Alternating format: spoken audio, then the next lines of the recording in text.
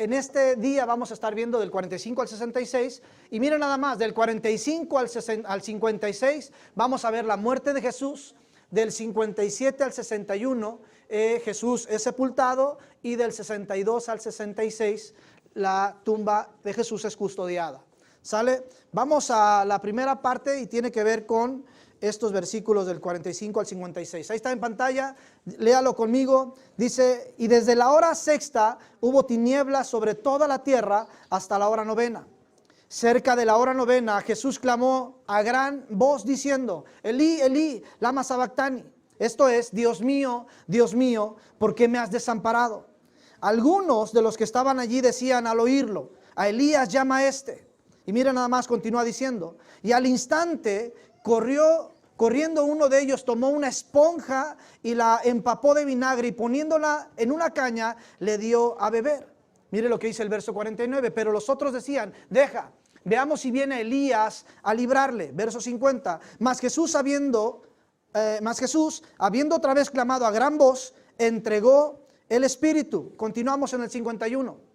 Y he aquí, el velo del templo se rasgó en dos, de arriba a abajo, y la tierra tembló, y las rocas se partieron. Verso 52. Y se abrieron los sepulcros. Este versículo está interesante.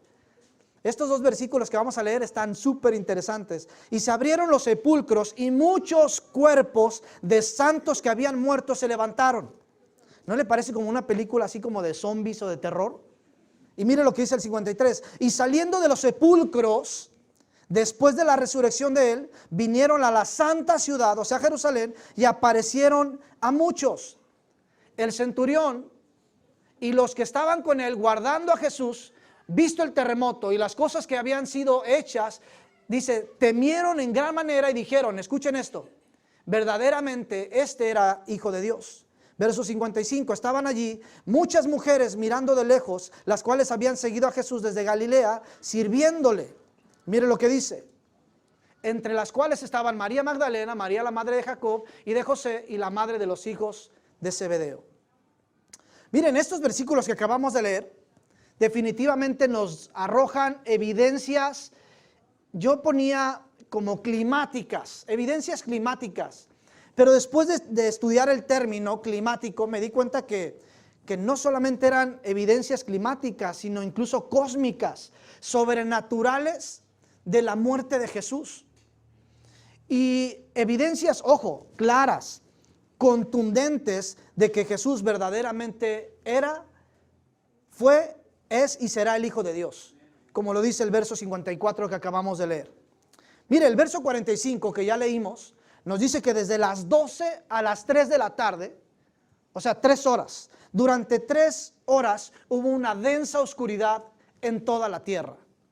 Según historiadores y también astrónomos, dicen que eso provocó o fue a raíz de un evento astronómico. Esto significa que hubo un eclipse solar.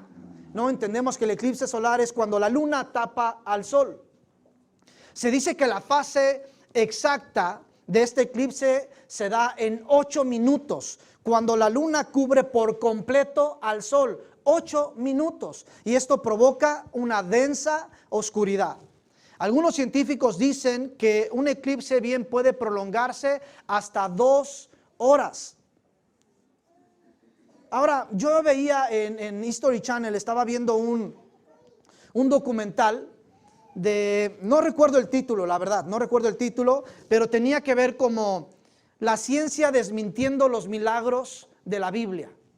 Y por ejemplo, estaban hablando, número 1, del diluvio.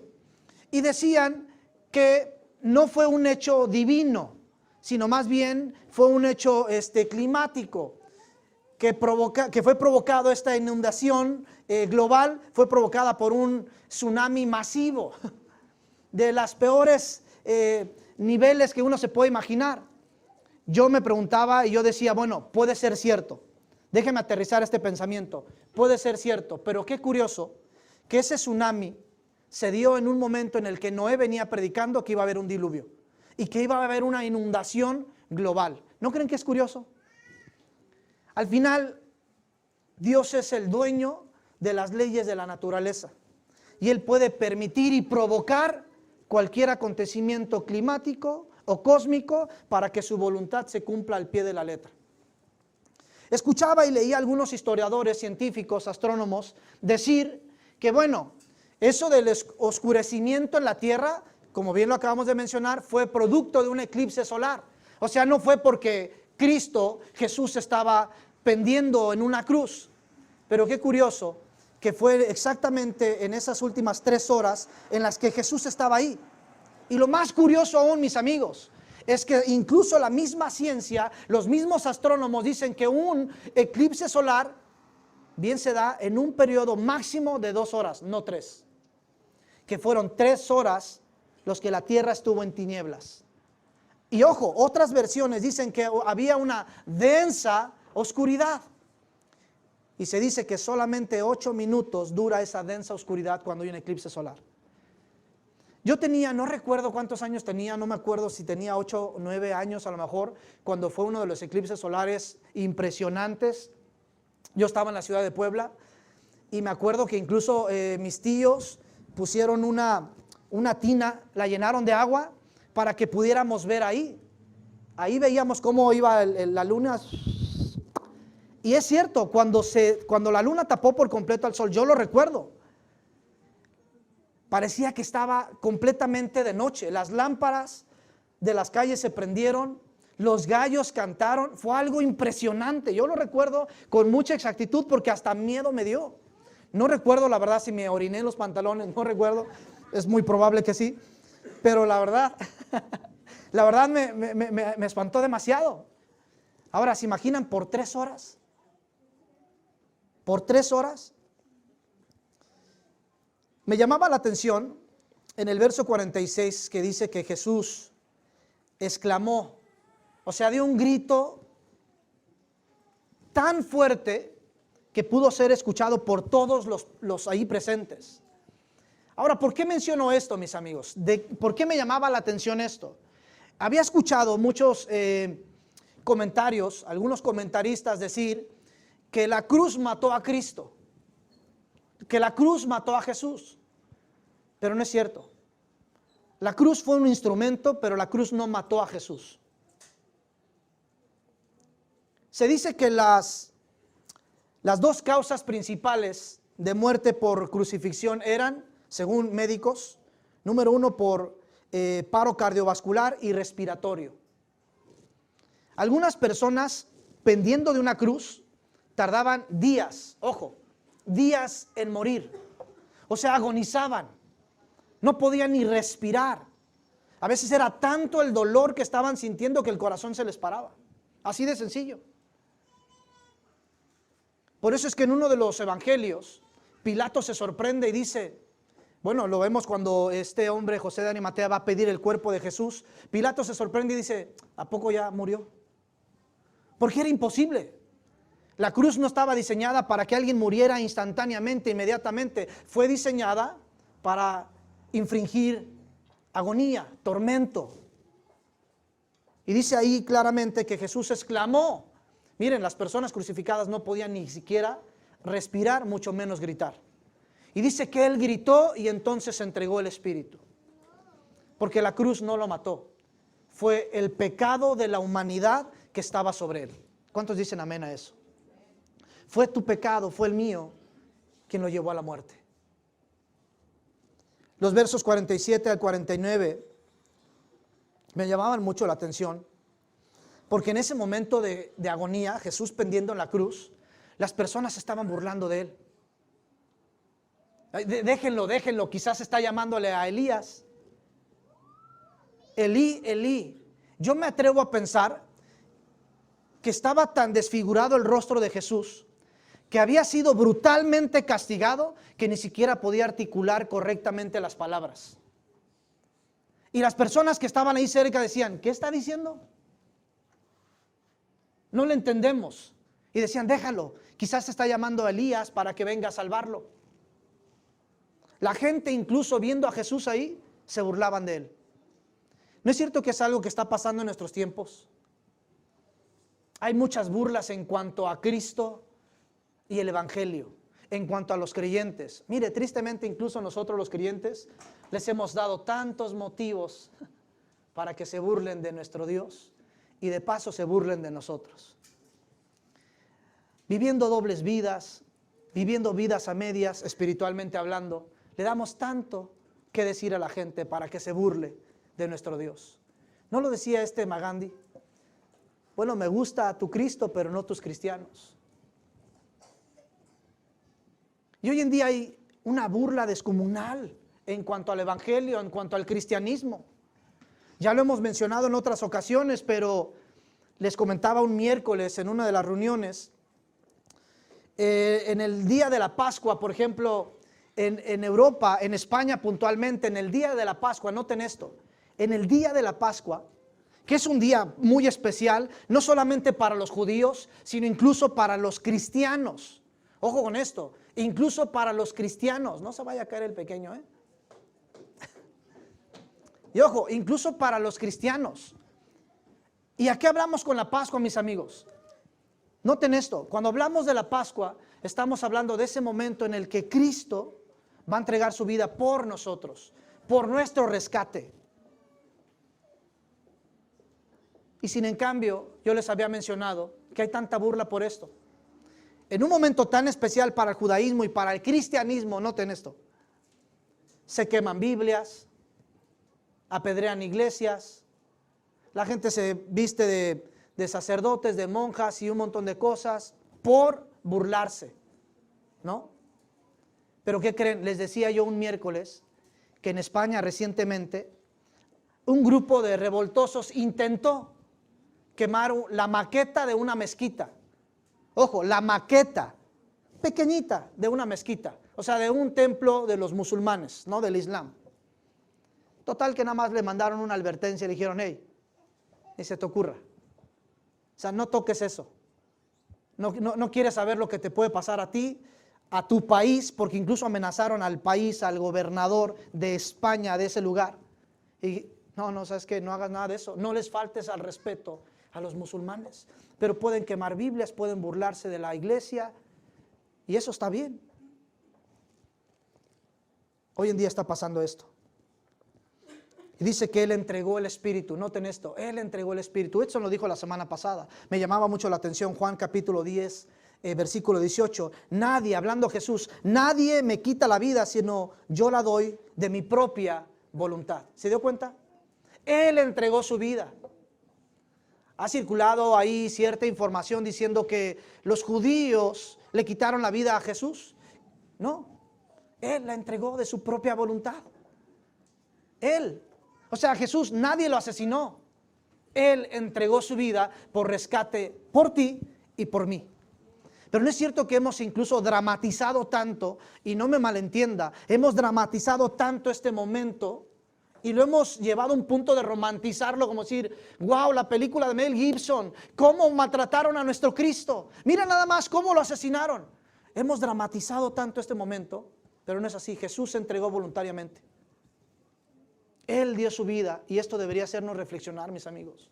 O sea, no es como que alguien le quitó la vida, pobre Jesús, no. Él se entregó por amor a ti, por amor a mí, en rescate por tu vida, en rescate por la mía. Y eso debería hacernos saltar de alegría y de gozo. Otros eventos, otras evidencias, dice el 51, que el velo del templo se rasgó de arriba hacia abajo. ¿Qué significa esto? Definitivamente que Dios lo hizo. De arriba hacia abajo. No es cierto que cuando uno tiene una tela, por ejemplo, no vas a agarrar una escalera y desde arriba hacer todo el movimiento para hacer un corte, lo haces desde abajo, ¿no es cierto? Cuando ha ido a la parisina, ¿no? Y van a cortar tela, hacen un cortecito y lo hacen todo esto así, ¿no es cierto? No lo hacen de arriba hacia abajo. Y dice que el velo del templo se rasgó de arriba hacia abajo. ¿Qué está diciendo eso? Que Dios lo rompió. ¿Por qué? Eso significa libre acceso a su presencia. Recuerdan que estaba el lugar santo, santísimo, el atrio, bueno, no lo dije ordenadamente, pero es el atrio, el lugar santo y el lugar santísimo, así como va.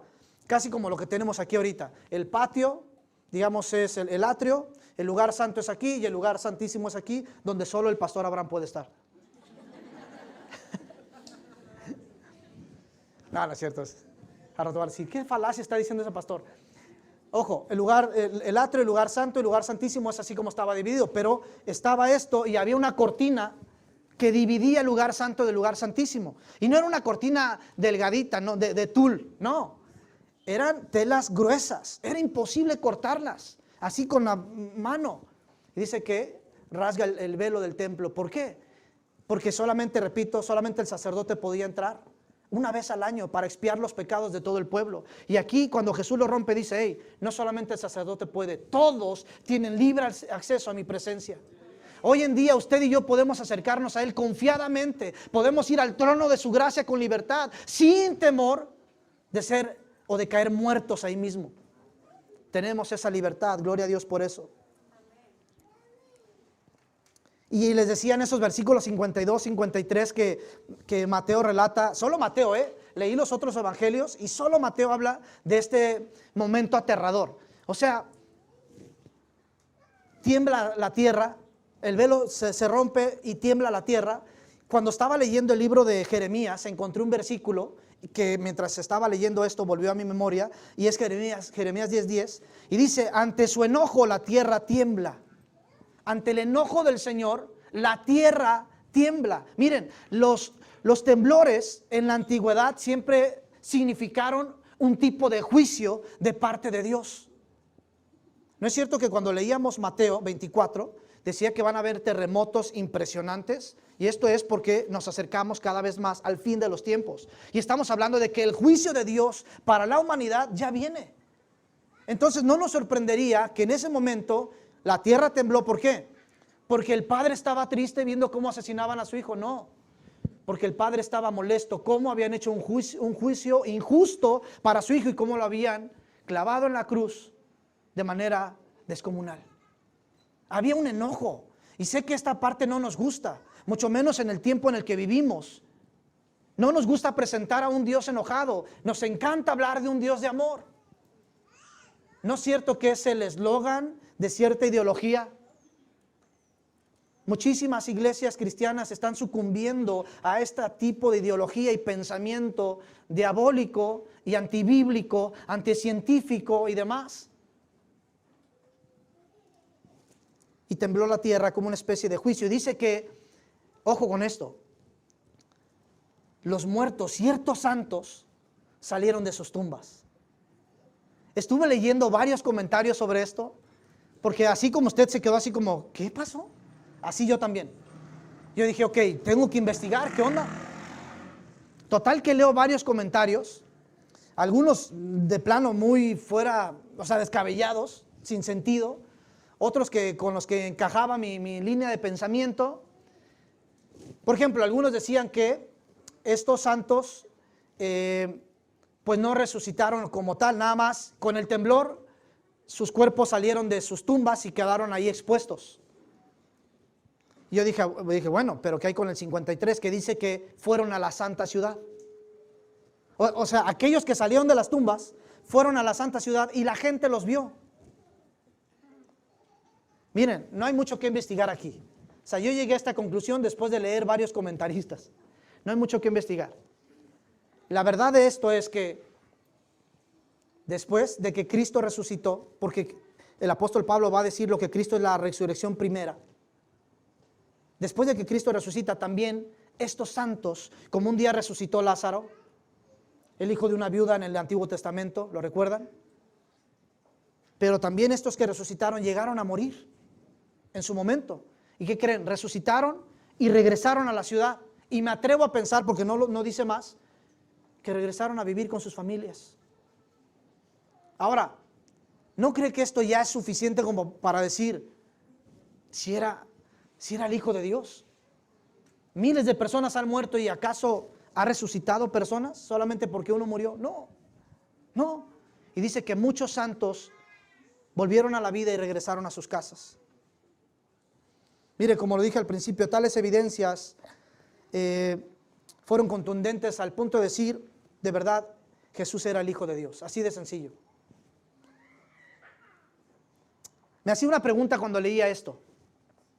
El saber esto los llevó al arrepentimiento, o sea, ya llegaron al punto de decir, verdaderamente era el Hijo de Dios.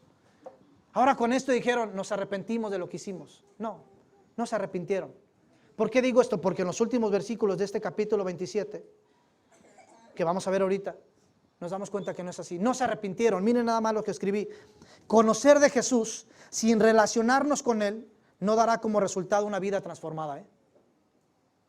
Repito, conocer de Jesús sin relacionarnos con Él no dará como resultado una vida transformada.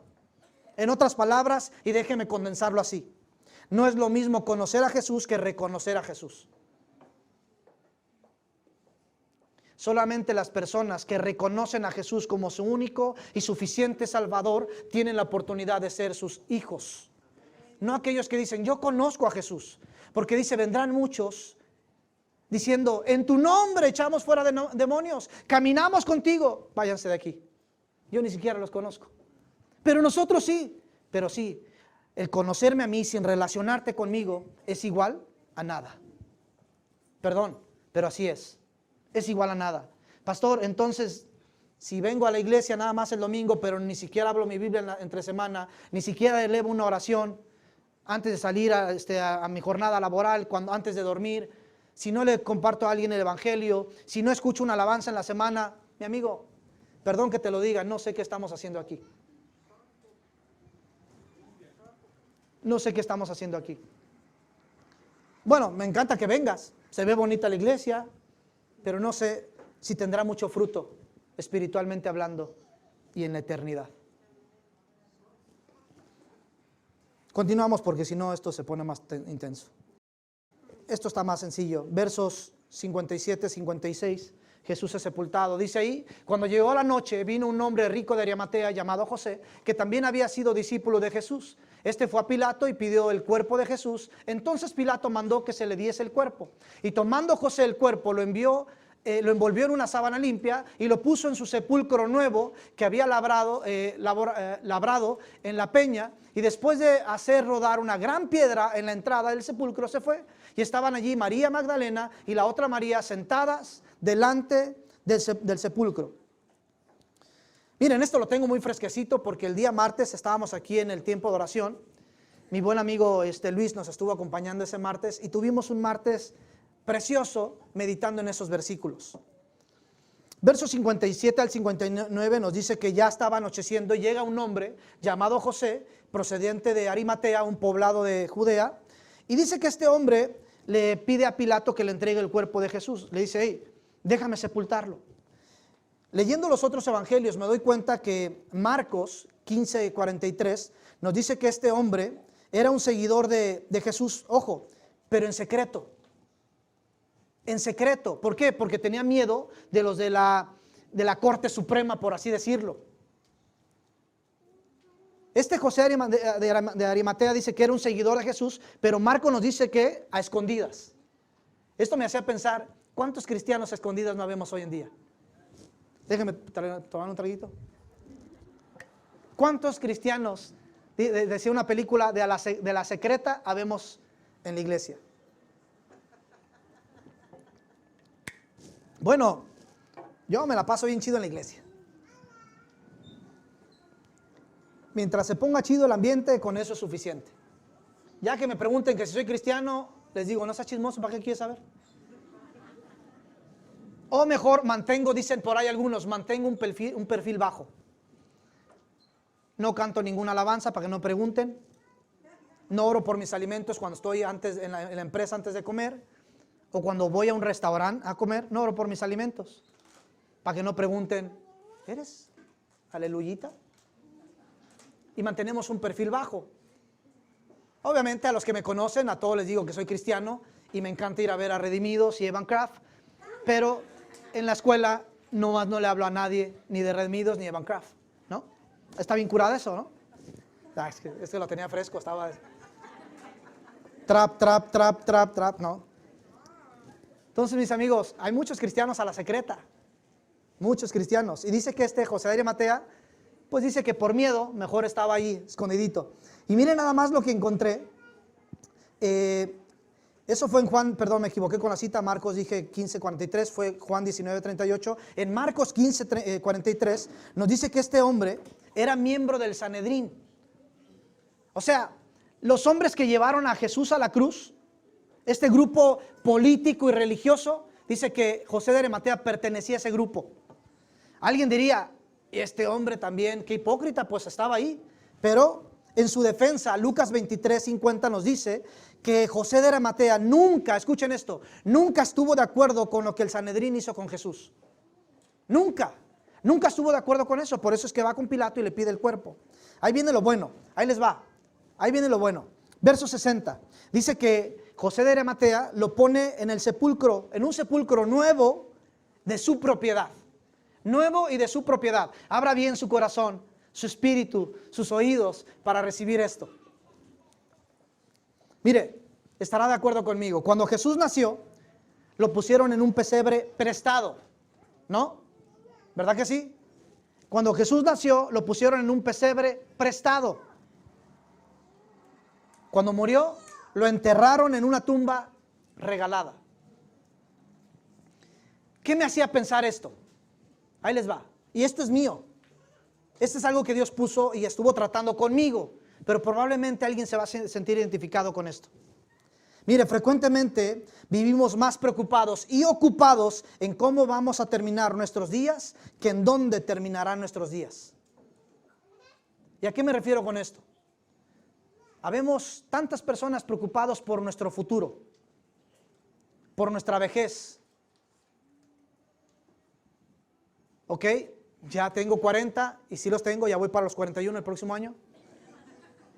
Y digo, ok, ¿cómo quiero llegar a los 50? ¿Cómo quiero estar a los 60? Me gustaría tener unos 2 cuartitos de renta, me gustaría estar económicamente estable. Sí, está bien soñar estas cosas, está bien desear estas cosas, pero ¿sabe una cosa? A veces ocupa más nuestro tiempo y nuestra mente que la dependencia y la confianza en Cristo. Recuerdo cuando a Jesús lo querían seguir, un maestro de la ley le dice, pues yo quiero seguirte, y Jesús le dice, ok, nada más te digo, en Mateo 8 le dice, yo no tengo ni dónde recostar la cabeza. Jesús le dijo, mira, si quieres seguirme, no creas que vas a estar como esos apóstoles que tienen su super casa, super carro, su jet privado. No, yo no estoy dentro de esa rama, yo soy de los que no tienen ni dónde recostar su cabeza. Jesús le dice, ¿quieres seguirme? Yo quiero pensar que este maestro de la ley estaba acostumbrado a un estilo de vida muy cómodo, muy bueno, casi estoy seguro, no nos dice el resultado, pero que se entristeció y dijo, no, eso no es para mí. Mis amigos, he platicado con muchas personas, y mientras pongo atención, los escucho tan preocupados por su futuro. Pero es que yo no quiero ya a mis 60 años, yo no quiero seguir debiendo ya esta casa, no quiero seguir debiendo este carro, está bien. Pero a veces cuando hago preguntas así para sondearlos, que no se dan cuenta, pero para sondearlos, me doy cuenta que realmente su corazón está en la vida temporal y no en la vida eterna. ¿Sabía usted que Dios puede darle todo aquello que usted desea si pone como prioridad a Cristo en su vida? ¿No es cierto que Salomón tuvo la oportunidad de tener todo en su momento? Y Jehová le dice, pídeme lo que quieras, lo que tú quieras. Salomón dijo, ay Dios bendito, que me liquide la casa que saqué Infonavit, que pague el carro que saqué de agencia, y pues de plano, pues ya de paso, pues que me deje unos milloncitos para vivirla, para changuearla a gusto. No. Salomón dijo, te quiero a ti. Tú eres la sabiduría y te quiero a ti. Y Jehová le dijo, mira, por haber pedido eso y no riquezas, ahí te va la sabiduría, o sea, ahí te va mi vida y también las riquezas. El problema es que dice Santiago, pues pedimos mal y a veces ni siquiera pedimos. Mis amigos, ¿qué le estoy diciendo con esto? Ocúpese y preocúpese más por llenar su vida de Cristo y le aseguro que Dios se encargará de llenar su vida de aquellas cosas que sabe que necesita y quizás que no necesita, pero solamente le quiere dar para consentirlo.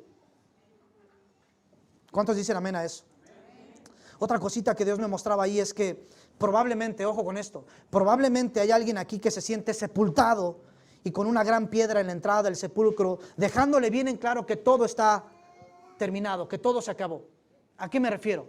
Probablemente alguien dice, Yo me he sentido así. Siento que estoy en una cueva, alguien puso una piedra y todo en el matrimonio se acabó. Está sepultado ya. La economía, el trabajo nunca va a mejorar. Mi situación emocional, mi situación espiritual tiene una piedra.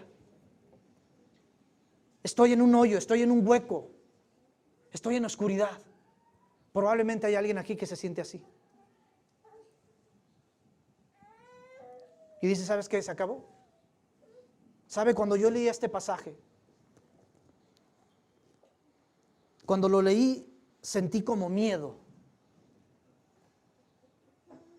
Porque después de que Cristo venía predicando por más de 3 años y venía haciendo milagros, un día Cristo ya no está muerto y está en un hoyo, está en una tumba y ponen una piedra por si fuera poco.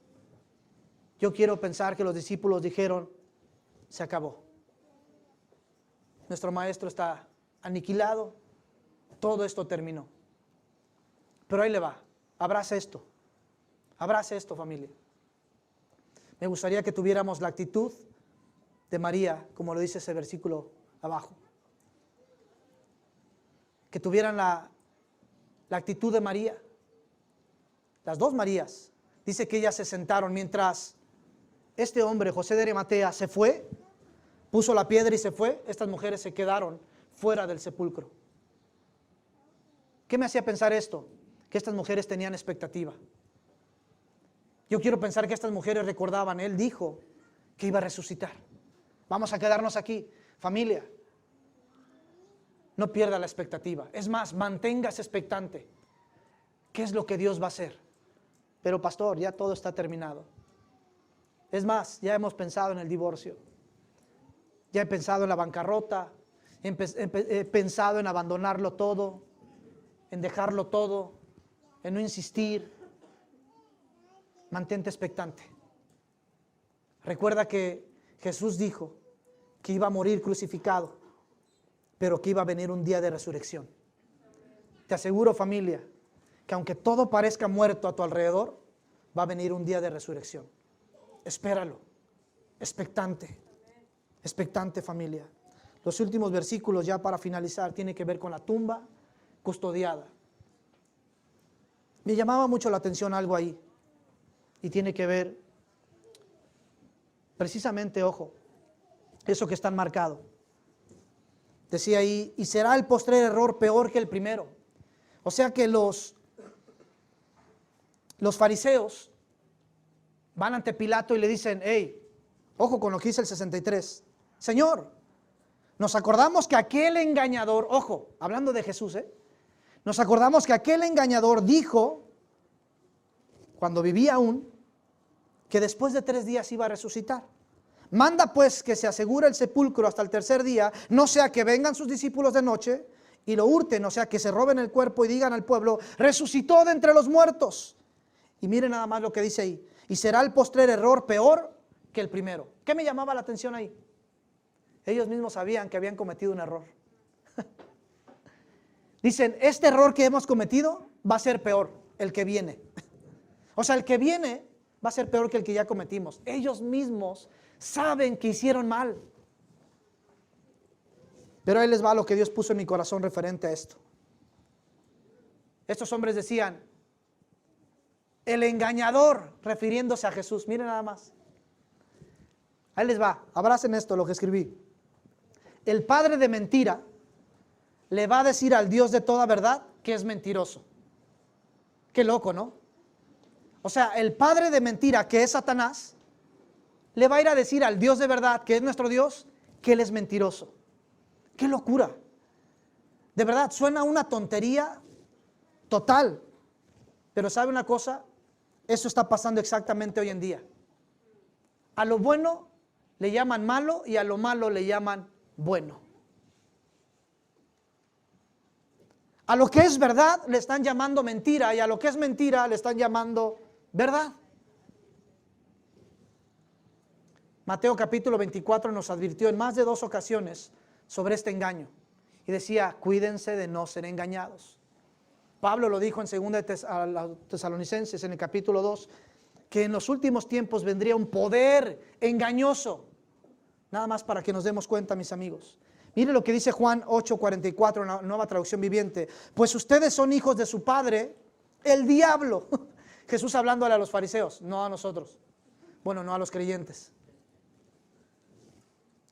Dice, pues ustedes son hijos de su padre, el diablo. Y les encanta hacer las cosas malvadas que él hace. Él ha sido asesino desde el principio, refiriéndose a Satanás, y siempre ha odiado la verdad, porque en él no hay verdad. Cuando miente, actúa de acuerdo a su naturaleza, porque es mentiroso y padre de mentira. Mis amigos, para finalizar, el nuevo orden mundial, ya ves que es una palabrita muy común ahorita, ¿no? Es más, hasta en YouTube tiene que censurarla. ¿No lo ha visto? En varios videos de YouTube tiene que censurar esa palabrita. Nuevo orden mundial, que es lo que está sonando ahorita a nivel político, a nivel global, a nivel mundial. Nuevo orden mundial. La ONU y otras organizaciones tienen una agenda para precisamente llevar al mundo a este nuevo orden mundial. Y se ha sabido de que algunos países en Latinoamérica han estado sugiriendo, y un presidente que ya lo hizo fue el de Venezuela, sugirió que en Latinoamérica un presidente gobernara toda Latinoamérica, un solo presidente. Y entonces a alguien de Europa no le pareció descabellado y dijo, suena súper bien, y un presidente que gobierne toda Europa. Bueno, el nuevo orden mundial tiene que ver con un solo líder mundial, y que es el anticristo. ¿Y sabe qué hace el anticristo? Tesalonicenses es muy claro, dice que se opone a todo lo que tiene que ver con Dios y a todas las personas que le rinden adoración a Dios. ¿Sabe una cosa, mis amigos? Este poder engañoso está haciendo que nosotros creamos que esto es una mentira. Estaba viendo, se van a ir para atrás con esto. Estaba viendo que recientemente hubo un congreso, ahí les va, congreso de cristianos gays en Brasil. Me quemé algunos fragmentos, obviamente traducido al portugués porque ahorita no te ando manejando bien el portugués. Me quemé algunos fragmentos y ¿sabe qué decía el pastor? Que obviamente ya se los había mencionado antes. Tiene que ver con esta teología queer, con esta teología gay. Qué loco, hasta teología le llaman, ¿no? Y escudriñan la Biblia gay, que ya hay, y que usted la puede encontrar en Amazon por cerca de $30. Y este pastor, en ese congreso dijo, necesitamos reinterpretar la Biblia y eliminar los textos, escuchen lo que voy a decir, textualmente lo dijo, y hay que eliminar los textos de terror.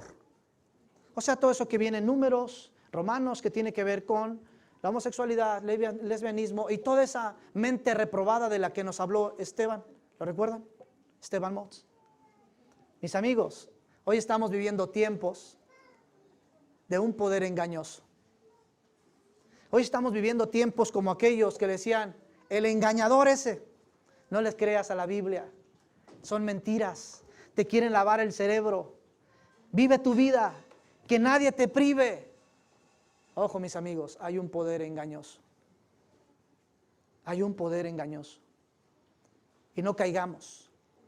¿Sabe cómo no caer? Necesitamos estar completamente convencidos de que Él es Dios. De que Él es Dios. ¿Sabe quiénes no van a ser movidos en cuanto a ese engaño?